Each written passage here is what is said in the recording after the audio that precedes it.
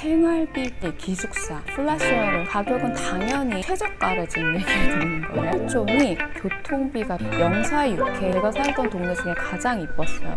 안녕하세요. 화장품회사 다니는 비비 화다비입니다. 네, 오늘 영상은요, 제가 지난번 알려드렸던 LCF 학비 이후에 생활비 부분에 대해서 좀 다뤄보려고 하는데요. 그 중에서도 런던에서 어디에서 어떻게 살 것인가에 대해서 좀 알려드리려고 합니다. 보통 유학생분들이 지내시는 곳이 기숙사 아니면 플라시어를 하시거든요. 근데 오늘은 이 플라시어에 대해서 좀 설명을 드릴게요. 일단 이 플랫이라는 것은 저희가 말하는 그 아파트먼트 있죠. 아파트. 그거를 영국에서 플랫이라고 해요. 그리고 또 집을 구하실 때 이 명칭을 알면 좋은데, 한국에서 그 원룸, 투룸 이렇게 얘기를 하잖아요. 영국에서는 저희가 말하는 원룸을 스튜디오라고 합니다. 그 다음에 원베드룸, 투베드룸 이렇게 가겠죠. 그리고 플랫쉐어를 한다라고 할 때는 룸쉐어를 말하거든요. 예를 들면 방 3개짜리 집이 있어요. 그럼 방 3개를 다 각자 렌트를 하는 거예요.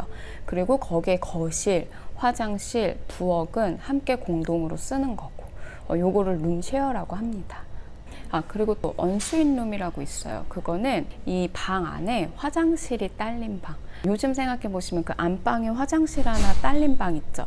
그거를 언스윗룸이라고 해요. 이렇게 방의 종류가 좀 나눠지는데, 그럼 가격은 어떨까요? 가격은 당연히 방 크기에 따라서 달라지겠죠.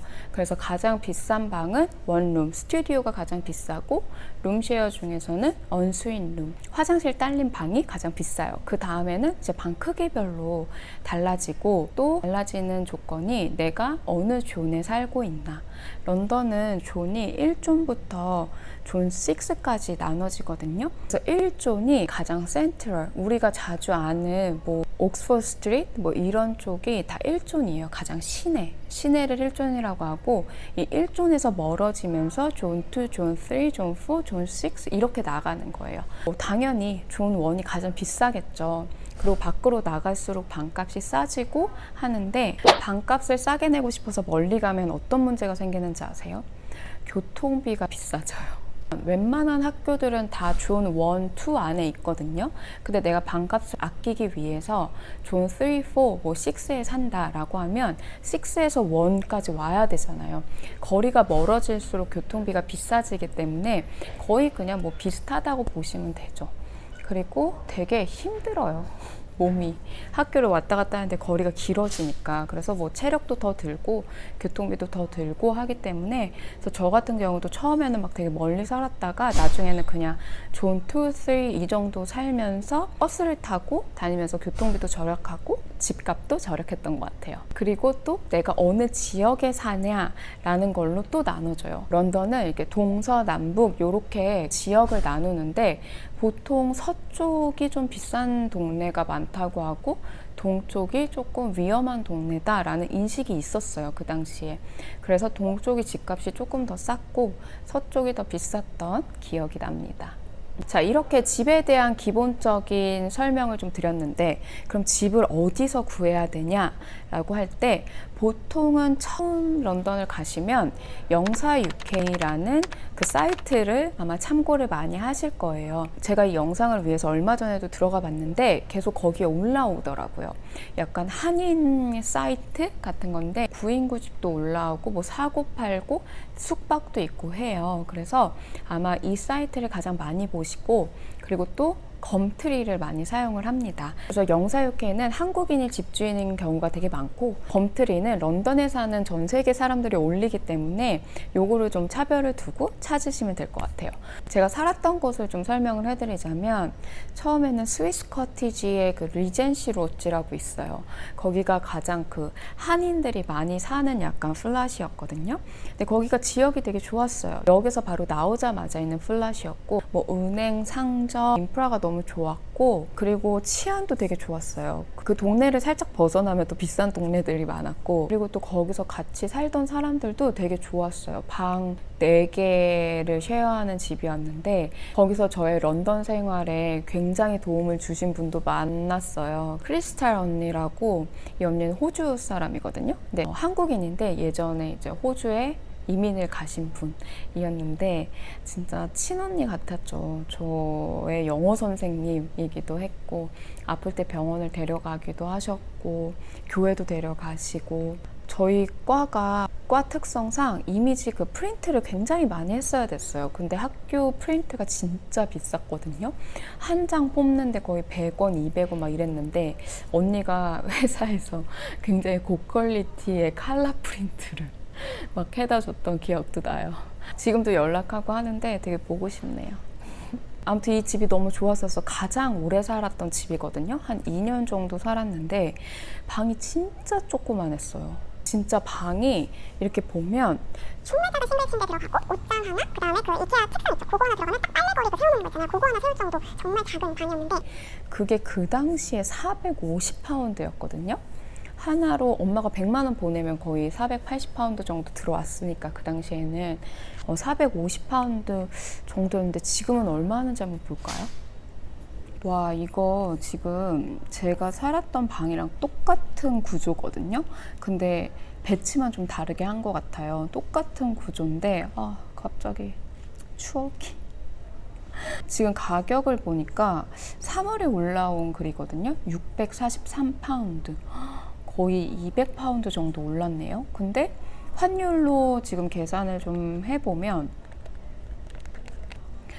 가격은 비슷해요. 지금 환율이 그만큼 많이 떨어졌기 때문에 거의 100만 원 정도 하는 것 같아요. 그래서 방을 구할 때는 저처럼 그냥 방 조그마한 거 하나 최저가를 지금 얘기를 드리는 거예요. 방을 구하실 때는 한 100만 원에서 150 정도 생각하시면 될 것 같아요.